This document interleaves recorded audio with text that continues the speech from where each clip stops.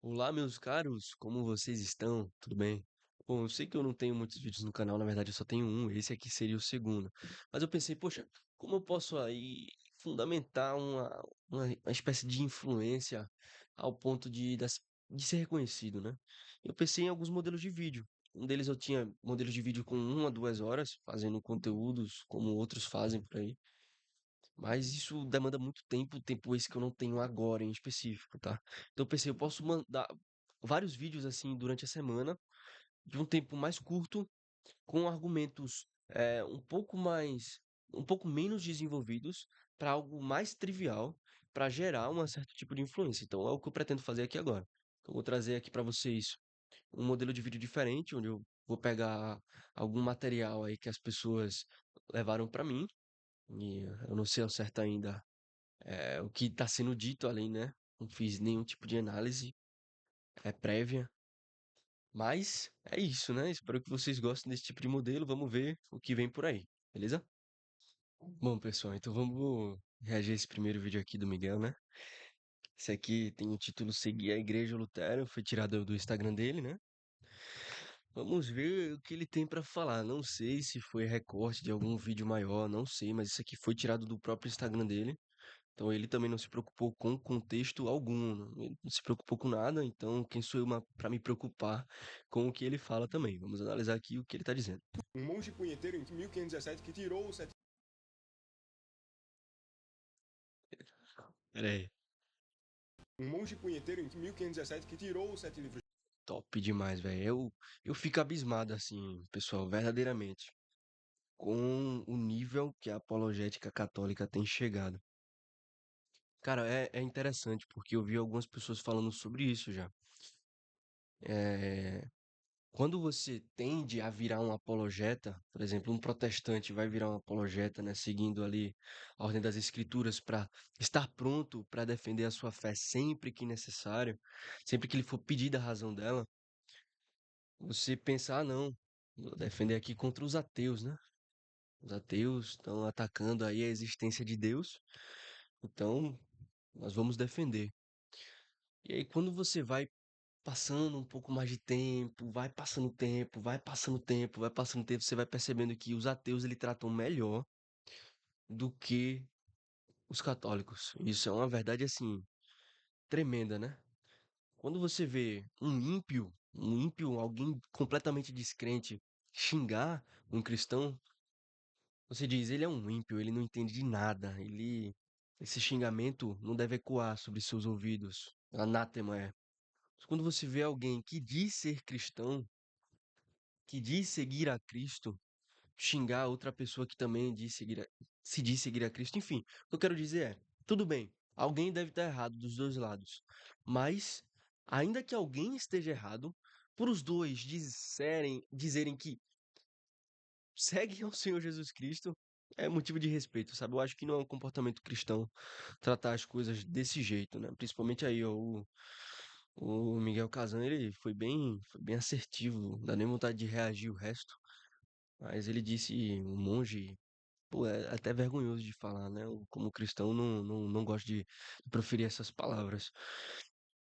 Mas esse é o nível da apologética católica em massa, né? Pelo menos eu conheço alguns outros apologetas católicos que não são dessa forma, mas, poxa, essa é uma realidade da maioria, né? Então, o mundo gira ao redor do majoritário, que nem, como diria um amigo meu, católico, inclusive, e não da exceção.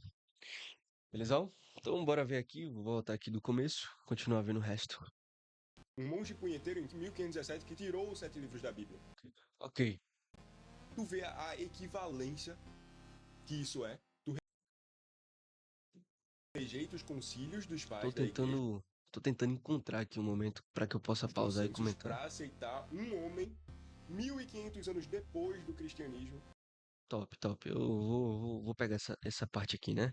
Ele basicamente diz o seguinte: um monge, um monge desgraçado, para não ter que usar o termo que ele usou, em 1517, tira 7 livros da Bíblia, indo em encontro a todos os concílios e consensos da igreja. Mas isso é uma tremenda. Assim, isso é criar um espantalho, porque basicamente você está pressupondo que existiu consensos e que os concílios decidiram aquilo, né? Sendo que não, de forma alguma. Primeiro que ele pode argumentar aí, não, a Igreja Católica, ela usa a tradução grega, a Septuaginta, que eram usados aí pelos apóstolos, pelos cristãos do primeiro século. Tudo bem, tudo bem. Mas devemos lembrar que a Septuaginta não só continha os 7 livros que a Igreja Católica acusa que Lutero os tirou, né? Não só continham esses, a Igreja Católica também abandonou muitos outros livros. Inclusive a Igreja Ortodoxa, a Igreja, eu chamo de Católica Oriental, né? Ela tem uma variedade de livros muito maior do que a Igreja Católica Romana. Então, um grande espantalho isso daí, quando ele diz, ele ignorou completamente os concílios, não. Simplesmente foi uma abordagem, né? Você tem ali a abordagem de preservar o cânon judaico, o cânon original. Outros livros entraram em muitas nuances e depois eu posso gravar um vídeo aqui falando sobre esses livros apócrifos em específico e explicando por que eles de fato não seriam inspirados pelo Senhor, né? Que é o principal critério para manter um livro no cânon. E aí você vê, ah, mas você falou aí da Igreja Ortodoxa, você falou aí de Lutero, e da Igreja Católica, será que era um consenso? De forma alguma, de forma alguma. Jerônimo, o cara que cunhou a Vulgata Latina, né? Ele não aceitava os livros apócrifos, né? Tomás de Aquino, ó, tá ali. Se você para ler a Suma Teológica, você vai ver que ele não usava os livros apócrifos com importância doutrinária.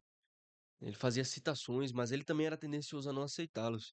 E dentro disso, várias outras pessoas importantes na história da igreja não aceitavam esses livros apócrifos, né? Então não foi algo que Lutero inventou, tirou da cartola que nem um mágico, né? Que foi contra completamente os consensos e concílios. Eu acho interessante que ele considera que houve a Igreja Católica, os consensos sempre foram unânimes, né? Só que de forma alguma não. Não e não. Não, não e não. Então, é isso, né? Diz aí que um monge escroto de 1517 tirou os 7 livros da Bíblia indo contra os consensos e concílios, né? Poxa, complicado essa argumentação aí, Miguel Casan, melhore. Que tirou os 7 livros da Bíblia. Tu vê a equivalência que isso é. Tu rejeita os concílios dos pais da igreja, os consensos, para aceitar um homem 1500 anos depois do cristianismo. Pronto, aí a gente começa a entender melhor o ponto de argumentação dele, né? Ele tá querendo pôr em xeque o motivo, na verdade, a base da crença, né? Quando você vai, olhe para o catolicismo, veja a base de consensos e concílios que existe lá. Agora olhe para o que você acredita, seu protex, seu protestanto, um homem escroto aqui, um homem escroto que tirou os 7 livros da Bíblia. É isso que ele está fazendo aqui. Isso não é uma argumentação boa. Isso não é nem que tipo de lógica ele está usando aqui. Enfim. 1500 anos depois da igreja católica. Meu amigo, a igreja católica tem autoridade, a sucessão apostólica. Você não tem porque você é protestante. 1500 anos depois da Igreja Católica, assumindo que a Igreja Católica foi fundada pelo Senhor Jesus Cristo, ali em Pedro, né, dando as chaves, coisa que não é nem um pouco aceita pela patrística, mas assumindo isso 1500 anos depois, 1500 anos de cristianismo, ou seja, ele coloca o catolicismo e o cristianismo num barco só, né? Então ele basicamente bota o catolicismo em peso de religião. Então nós podemos dizer que ele não é um cristão, ele é um católico. Ele diverge. É complicadíssimo, é. Enfim. Deixa eu voltar aqui. A sucessão apostólica, você não tem. A Igreja Católica tem a sucessão apostólica. Você não tem porque você é protestante. Óbvio. Isso é óbvio. Deixa eu ver aqui de novo. Meu amigo, a igreja católica tem autoridade, a sucessão apostólica. Ah, sim, sim, sim. Então, recapitulando, ele disse: a autoridade da Igreja Católica se dá pela sucessão apostólica que ela tem. Você não tem porque você é protestante. Top. Eu fico muito regozijado em não ter sucessão apostólica. Mas eu não consigo observar a sucessão apostólica da forma como os católicos colocam, como essa sucessão de que agora a sé está vacante e alguém tem que ocupar a cátedra de Pedro para ser o líder de toda a religião cristã no mundo. Eu não vejo isso quando eu passo a analisar as escrituras, não consigo ter uma prova cabal disso. Também não consigo ter uma prova cabal disso através da tradição patrística, primado de Pedro, negado aí por Eusébio de Cesareia, enfim, por outros pais da igreja. Então, eu não consigo observar isso nem na patrística, né? E isso vai se reformulando com o tempo, vai formulando, até chegar aí o que seria a verdadeira sucessão apostólica. Para vocês terem noção, na história eclesiástica de Eusébio de Cesareia, a lista de bispos que o Eusébio põe, que ele põe como bispos da Igreja Romana, é que o primeiro bispo da Igreja Romana foi Lino.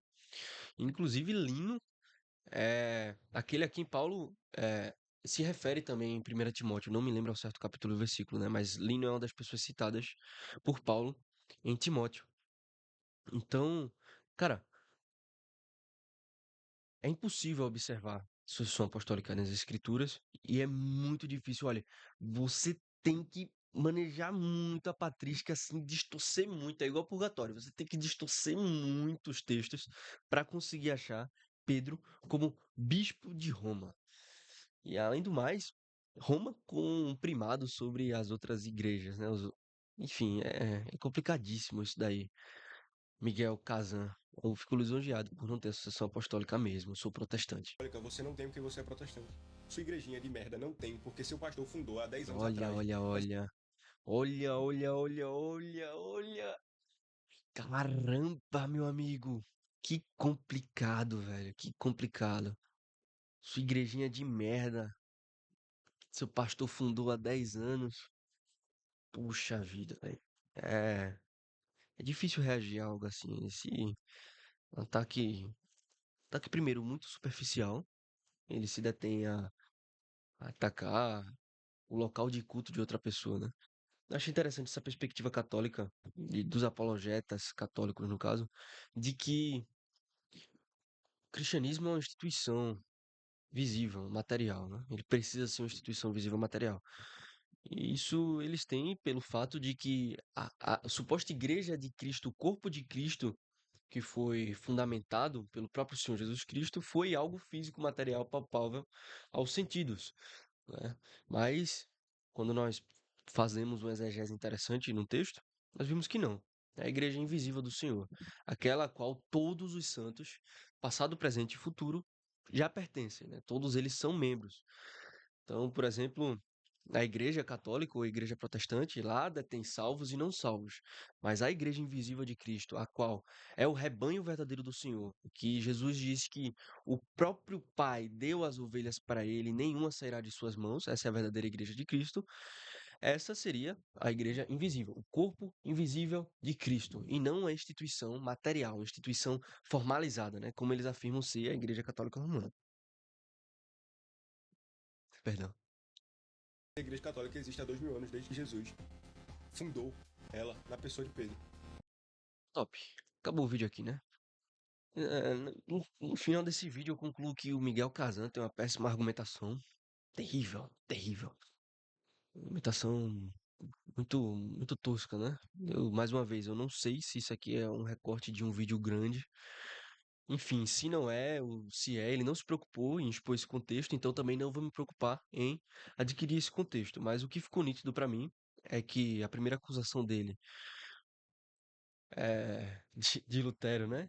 De que a fé protestante ela não tem credibilidade por não estar de acordo com os consensos e concílios, esses consensos e concílios que nem estavam de acordo consigo mesmos, para mim foi uma péssima objeção, um péssimo ataque. Depois ele tem aí essa questão da você não ter sucessão apostólica, você é protestante, graças a Deus por isso. Outra péssima objeção. Por último, ele conclui, caramba, deixa eu até lembrar aqui qual foi o último argumento dele. Há 10 anos atrás. Ah, sim, sim, isso é a fundação, né? E conclui, ele pressupõe que a igreja que Cristo fundou é uma instituição formal, uma instituição material da Igreja Católica, sendo que não, é a igreja invisível do Senhor. E por causa disso, sua igrejinha de merda, seu protestante, seu protestanto, protex, não tem nenhuma relevância, que foi fundada pelas mãos do seu pastor. Então, poxa, é complicadíssimo isso daqui. Você tem aí, primeiro que nenhum protestante assume que fundou uma igreja, né? Ele precisa reconhecer que aquilo ali é só um templo de conveniência, é um templo onde a congregação irá se unir ali no dia do Senhor para efetuar o seu culto. Não é que ele fundou uma igreja, a instituição cristã, não, cara. Ele só ali levantou muros para reunir a congregação, né? Talvez alguns protestantes aí, de fato, em algumas igrejas e algumas comunidades, dizem, eu fundei. Eu conheço um relato, por exemplo, de uma pessoa que simplesmente recebeu uma revelação no chuveiro, esqueci agora o nome da igreja, mas alguma coisa church, e simplesmente largou a igreja que ele era e fundou a própria igreja dele. Então isso é um problema. Isso eu concordo com você, Miguel. Isso não pode acontecer.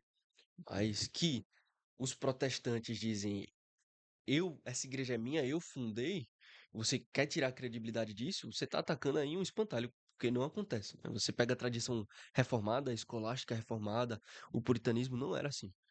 Eles levantavam templos para adoração congregacional ao Senhor, não necessariamente uma igreja, né? Então, beleza. Ó. Concluindo aqui esse vídeo, muito paia. Bora pro próximo. Bom, então bora reagir aqui ao próximo vídeo, que foi me posto aí do Mikel Kazan. Dessa vez é respondendo pro Tex. Vamos ver o que ele tem pra dizer aí, né? Respondendo comentários protestantes nos meus posts. Ah, olha aí, ó, respondendo comentários protestantes nos meus posts. Pelo que eu sei, o Miguel é uma figura um tanto quanto famosa aí no Instagram, né? Não sei quantos seguidores ele tem, mas os vídeos dele têm um bom alcance. Eu acho que muitos protestantes devem falar mesmo lá. Quem disse que existe só uma igreja católica? Embaixo o cara fala dos ortodoxos, palmarianos, etc. A questão Hum, é que nenhuma dessas igrejas que ele citou estão em comunhão com Roma, ou seja, não são a igreja católica. hum, peraí, cara. Respondendo comentários protestantes nos meus posts. Quem disse que existe só uma igreja católica?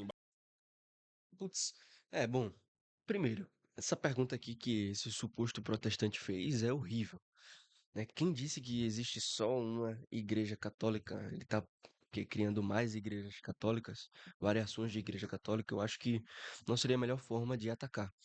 Eu acho que eu procuraria trazer o questionamento de quem disse que a igreja católica é a verdadeira, no sentido ali observando a tradição, principalmente a tradição petrina. Ele ainda colocou ali veterocatólicos, palmarianos, católica brasileira, enfim, não vem ao caso, né?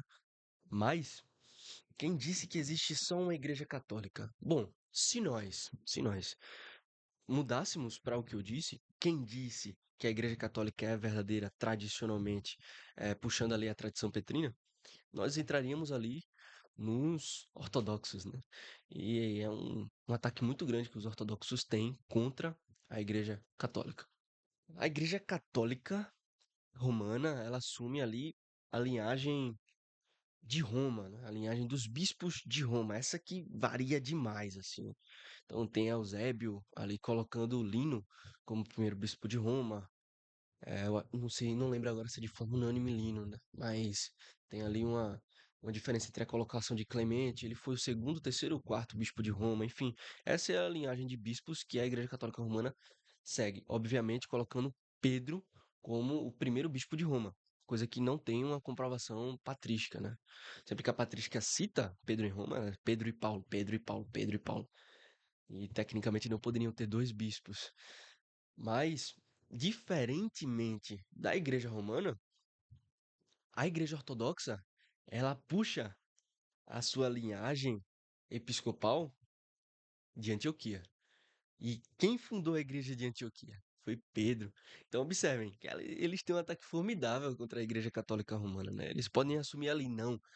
Quem tem a verdadeira sucessão petrina somos nós ortodoxos. Por quê? Porque Pedro fundou a igreja de Antioquia e nós bebemos essa linhagem de bispos. Portanto, nós somos a igreja verdadeira. Então, acho que esse ataque seria muito mais interessante do que esse proposto pelo meu amigo Eliezer Garcia, né? Eu acho que ele falou mais na leiguice mesmo. Igreja Católica. Embaixo o cara fala dos ortodoxos, palmarianos, etc. A questão é que nenhuma dessas igrejas que ele citou estão em comunhão com Roma, ou seja, não são a Igreja Católica. Aqui. Acontece que todas essas igrejas que ele citou não estão em comunhão com Roma, ou seja, não são a Igreja Católica. É óbvio, né?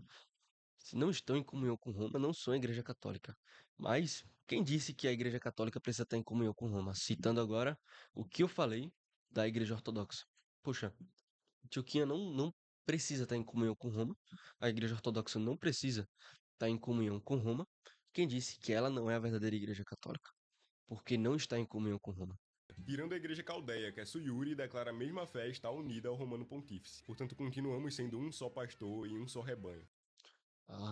Caramba, olha, um só pastor e um só rebanho. Poxa, o Papa é Jesus Cristo, a Igreja Católica.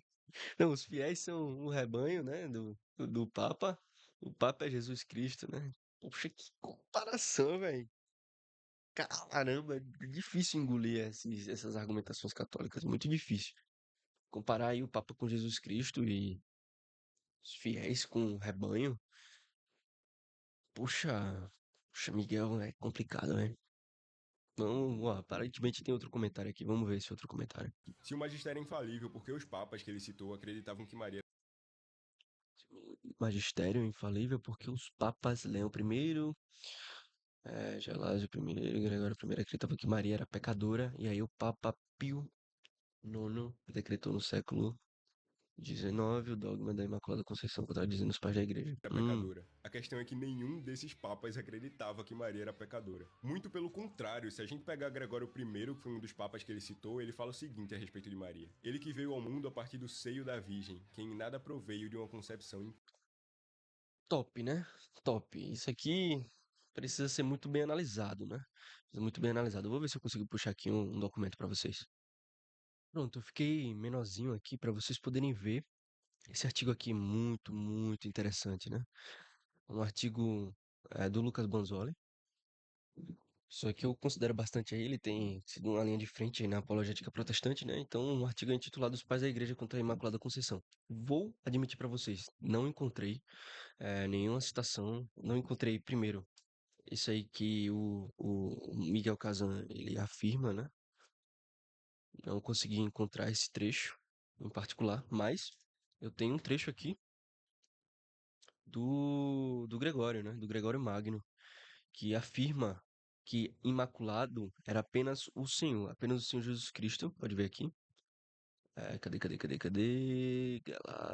Papa Gregório I, que é o Gregório o Grande, né? Não sei se o Miguel Kazan confundiu o Gregório, acredito que não. Mas enfim, apenas ele, Cristo, nasceu santo, para que ele pudesse superar a condição da natureza corrupta, não sendo concebido segundo a maneira dos outros homens. Não só o Gregório I, né, mas também nós vemos aqui o bispo de Roma, Galásio I, nada do que estes nossos primeiros pais produziram por sua semente foi isento do contágio deste mal, que ele contraíram pela prevaricação. Outro, mais uma vez, Papa Leão I, no Sermão 25. Apenas o Senhor Jesus Cristo, entre os filhos dos homens, nasceu imaculado, porque apenas ele foi concebido sem a associação e a concupiscência da carne. Leão I, bispo de Roma, assim como nosso Senhor não encontrou a ninguém isento do pecado, assim veio para o resgate de todos. E dentre outros e outros textos, né? Então, por exemplo, aqui eu ia pegar a Suma Teológica para mostrar isso para vocês, né? Mas ele aproveitou e já trouxe aqui o texto de Tomás de Aquino na Suma Teológica. Excelente, tudo certinho. Respondemos que a santificação da bem-aventurada Virgem não pode entender-se antes de receber a vida. Se a bem-aventurada Virgem houvesse sido santificada de qualquer modo antes de receber a vida, nunca teria incorrido na mancha do pecado original e, portanto, não teria necessitado da redenção e da salvação que é por Cristo. Uma coisa interessante é, na concepção medieval, principalmente na concepção tomista, o pecado original se passa pela inseminação, tá? Quando o homem e a mulher têm a relação sexual e a mulher é fecundada, naquele momento, a natureza pecaminosa também é passada para a prole. Então a vida já é concebida através dessa passagem do pecado, né? E aqui ele continua, de quem se diz, porque ele salvará o seu povo dos seus pecados, Mateus 1:21. Mas é inconveniente que Cristo não seja o salvador de todos os homens, como se diz, 1 Timóteo 4:10. Logo, segue-se que, se a santificação da bem-aventurada Virgem nunca houvesse sido contagiada do pecado original, isso derrocaria a dignidade de Cristo, que não necessitou ser salvo como Salvador universal, pois a maior pureza seria a da bem-aventurada Virgem. Ok, então, como Tomás de Aquino ele se propõe a realizar a contingência aí, né? Porque ele ainda se continuava um católico. Ele dizia que Maria tinha sido santificada em sua gestação, né? No ventre da sua mãe. Então tem outra citação aqui, interessante também na parte 3 na Suma Teológica, a bem-aventurada Virgem contraiu o pecado original. Então são afirmações bem fortes, né? Alguns tomistas procuram negar, outros aceitam como o próprio patrono do tomismo brasileiro, meu caro professor Carlos Nogueira. Então, é isso, né? Você vê aqui, eu posso disponibilizar esse link aqui para você, você pode acessar aí o site. Então, é uma postagem interessante que vai citando aí os pais da igreja, Orígenes, Tertuliano, João Crisóstomo, enfim, tudo isso que eles afirmavam que Cristo tinha sido o único imaculado. Maria, assim como todos os outros seres humanos, tinha sido maculada, tinha sido posta com a mancha do pecado. Inclusive, eu estava até procurando aqui, ó, o que ele estava postando, mas eu não, de fato assim, eu não consegui encontrar, tá, essa citação dele. Papas que ele citou acreditavam que Maria era pecadora. A questão é que nenhum desses papas acreditava que Maria era pecadora. Muito pelo contrário, se a gente pegar Gregório Assim, vocês acabaram de ver que acreditavam sim, tá? I, que foi um dos papas que ele citou, ele fala o seguinte a respeito de Maria: ele que veio ao mundo a partir do seio da Virgem, que em nada proveio de uma concepção Pronto, esse Moralium Libre, capítulo 35, não consegui encontrar essa citação aqui, tá? Ele que veio ao mundo a partir do seio da Virgem, que em nada proveio de uma concepção impura. Na realidade, a gente, mesmo que eu não tenha encontrado esse texto aqui, eu poderia procurar argumentar com o que nós temos, né? Primeiro, ele que veio ao mundo a partir do seio da Virgem. Virgem sendo um título comumente usado, né? Virgem Maria, por mais que a concepção só venha sido trazida um pouco depois. Mas eu acredito que essa parte aqui, que em nada proveio de uma concepção impura, esteja direcionada para o Senhor, hein? E não a Virgem. Por isso que é tão importante ter o contexto das coisas, pessoal. Por isso aqui eu assimilaria que não.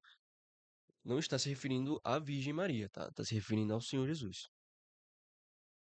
impura. Portanto, acho que não tem muito mais o que falar, né? Eles são literalmente mentirosos, assim como o seu fundador. Se Ah, mentirosos igual seu fundador. Provavelmente tá falando do escroto Lutero, né? Igualmente mentirosos é uma balela, cara. Você que não tem base patrística pra combater as afirmações do meu amigo ali. Mas o que ele falou, na verdade, ele falou, tá? você gostou desse vídeo, me segue, curte e compartilha. Posso até seguir pra procurar mais vídeo como esse e reagir, mas é complicado. Mais uma vez, o caro Miguel aí, Make Brasil Catholic Again. Excelente. Puxa vida, vai fazer o Brasil católico de novo. Ui, eu não sou o tipo de pessoa que debocha, tá? Não sou. Procuro sempre fazer uma argumentação formal interessante. Mas, cara, nesse primeiro e segundo vídeo aqui que eu vi, é digno de fato de um deboche, de uma ironia, né? Inclusive, a filosofia ela é formulada através de ironia por meio de Sócrates. Então, só o fundamento da filosofia grega nasceu através da ironia. Então, eu acho que eu posso ser irônico, sim, posso agir com deboche também, porque para mim argumentações muito fracas, né? Então, bora ver aqui mais um vídeo. Acho que o próximo não é do Miguel. Então, vamos reagir aqui. Esse vídeo que tem por título Conclave na Bíblia, interessantíssimo, é do Ariel, né? Eu vejo muitos anúncios do Ariel, cai muito assim pra mim, muito mesmo, principalmente porque ele lançou aí um e-book de onde está na Bíblia, né? Provando doutrinas católicas através das escrituras. Eu achei interessante, fiquei com vontade de comprar. E aí, o que é que vocês acham ainda eu comprar esse e-book e trazer algumas refutações aqui, hein? Alguns vídeos refutando os pontos que ele traz.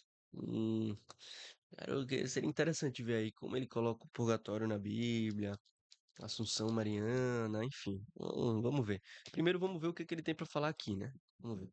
Eu encontrei um conclave na Bíblia para a Hum, eleição de um bispo. Vem comigo dar uma olhada. Atos dos Apóstolos, capítulo 1. Naqueles dias estava reunido um grupo de mais ou menos 120 eu imaginava já que ele ia citar Atos mesmo. Conclave, por favor, pessoal, não sejam também ignorantes, né? Claro que não vai ter o título de conclave nas escrituras, mas eu entendi o que ele quis dizer. Essa reunião para haver uma eleição, principalmente ali nessa questão de preencher a cátedra de um bispo, né? pessoas, que é normalmente o número máximo de cardeais que participam de um Olha. que é normalmente o número máximo. Vou dar uma olhada. Atos dos Apóstolos, capítulo 1. Naqueles dias estava reunido um grupo de mais ou menos 120 pessoas, Aí ele, que é normalmente o número máximo de cardeais que participam de um conclave. ele fez uma ligação aí, né, entre o número de pessoas que estavam reunidas e o conclave, né? Existem alguns problemas nisso aqui. Porque, primeiro, conclaves são aproximadamente 120 cardeais, pessoas eleitas pelo Papa que têm poder de votação, né? A gente não se sabe se essas 120 pessoas que estavam reunidas aqui em Atos dos Apóstolos eram pessoas com poder de votação. O texto fala depois que foi apresentado duas propostas, por assim dizer, né, de pessoas para substituir Judas. Mas eles se colocaram por as outras pessoas verem que eles se enquadrariam ali no que Pedro coloca como uma necessidade, né? É necessário que seja dessa forma. Pedro coloca os critérios, é essa a palavra, os critérios. Então, vendo isso, eles eles são postos diante da multidão, né? Não aparentemente não tem o mesmo poder, eles não têm o mesmo poder de voz assim como os cardeais têm. E cada um dizer quem eles querem ser como papa, né? Quem eles querem ver como papa. Mas vamos lá. Pedro levantou-se no meio dos irmãos e disse: É necessário que dentre os homens que nos acompanharam durante todo o tempo em que o Senhor Jesus viveu no meio de nós, um deles se junte a nós para ser testemunha da sua ressurreição. Excelente, excelente. Levantou-se no meio dos irmãos e disse: É necessário que dentre os homens que nos acompanharam durante todo o tempo em que o Senhor Jesus viveu no meio de nós, um deles se junte a nós para ser testemunha da sua ressurreição. Então, para cumprir o papel do apóstolo, né? Ser testemunha da sua ressurreição, seria uma prova empírica e afirmativa de que ao terceiro dia Jesus ressuscitou. Aqui nós já vemos o primeiro critério de Pedro, né? Você teria que ter consciência da ressurreição de Cristo, mas essa consciência não estaria só ligada à sua crença de que ele ressuscitou, mas a uma prova cabal testemunhada pelos sentidos. Ou seja, o apóstolo, como comumente aceito, ele se dá por alguém que viu Jesus Cristo ressuscitado. Ah, André, mas e Paulo?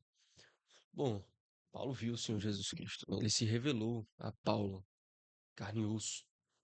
Então ele cumpre aí, querendo ou não, o- os critérios que Pedro institui aqui. Então, Judas tinha se extraviado, precisavam de alguém para ficar na cátedra desse apóstolo. Apresentaram então dois: Verdade. José, chamado Verdade, é interessante. Depois eu posso fazer uma ligação aí com o que o Senhor Deus, o apreço que o Senhor Deus tem para com o número 12, né? Ficou 12 tribos de Israel, aí no caso ficou somente 11 apóstolos. Não, botar mais um, tem que ser 12, né? Esse apreço que o Senhor tem para com o número 12. Barsabás, que tinha o apelido de Justo, e Matias. Então, dentre todos os cristãos, Barsabás, que Apresentaram então dois: José, chamado Barsabás, que tinha o apelido tinha o de apelido de Justo, e Justo, Matias. e Então, Matias, bichinho de Matias, né? Não tem nenhum apelido. Mas exatamente, e se apresentaram aqui, fica aí a questão. Apresentou como? Quem apresentou, né? As pessoas viram neles e os puseram, eles se colocaram para isso. Fica difícil. Não sei se dá para fazer uma correlação muito bacana com o conclave atual, não. dentre todos os cristãos, 120 estavam ali e apresentam dois como possíveis sucessores de Judas, no seu apostolado que ficou vacante quando ele morreu. Em seguida, fizeram esta oração, como os cardeais também fazem.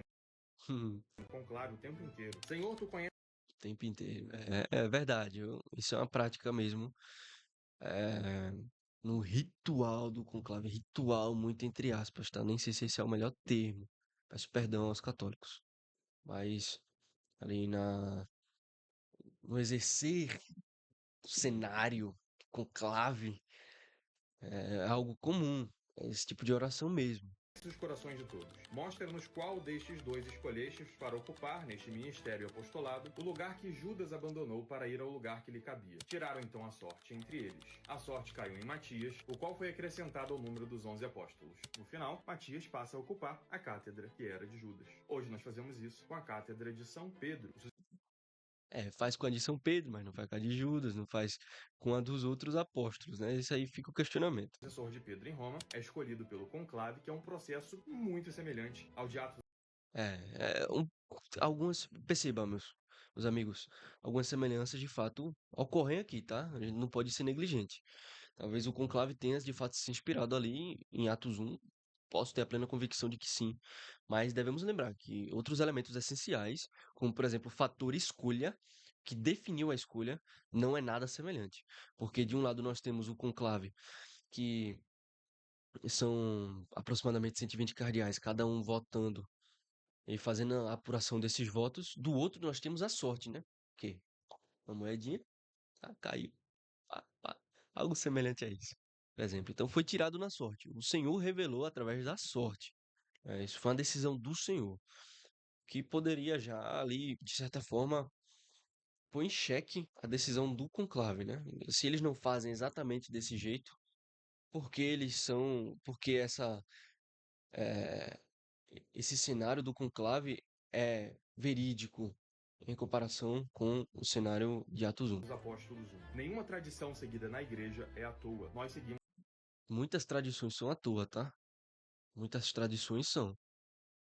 É, poxa, é difícil você falar isso, Ariel. Muitas mesmo são à toa. Purgatório é à toa. Assunção de Maria é à toa. Você não pode pegar isso aí e dizer, ah, então o conclave agora é baseado nas escrituras. Talvez alguns elementos são. Mas, por exemplo, o fator primordial de uma eleição, que é a decisão de quem é eleito, foi a sorte. O conclave não é a sorte, é uma votação. Então, por exemplo, o elemento mais importante para uma eleição não é compatível com o conclave de hoje, né? as tradições que vieram dos apóstolos. Poxa, então acabou o vídeo aqui, né? Eu achei muito interessante isso aqui que ele fez, tá? É muito diferente aqui do Miguel.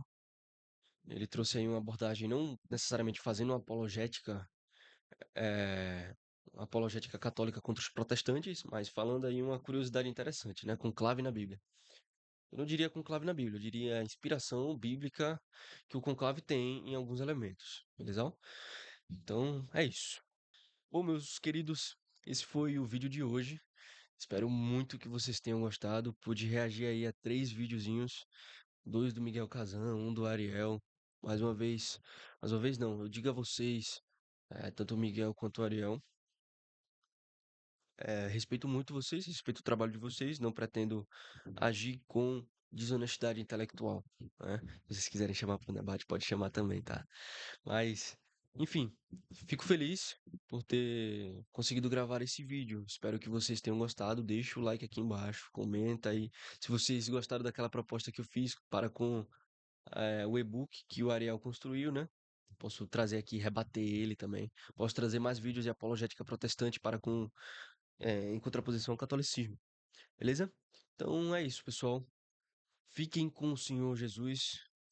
Se aprofundem na busca pela verdade. A verdade acima de tudo. Ok? Até a próxima.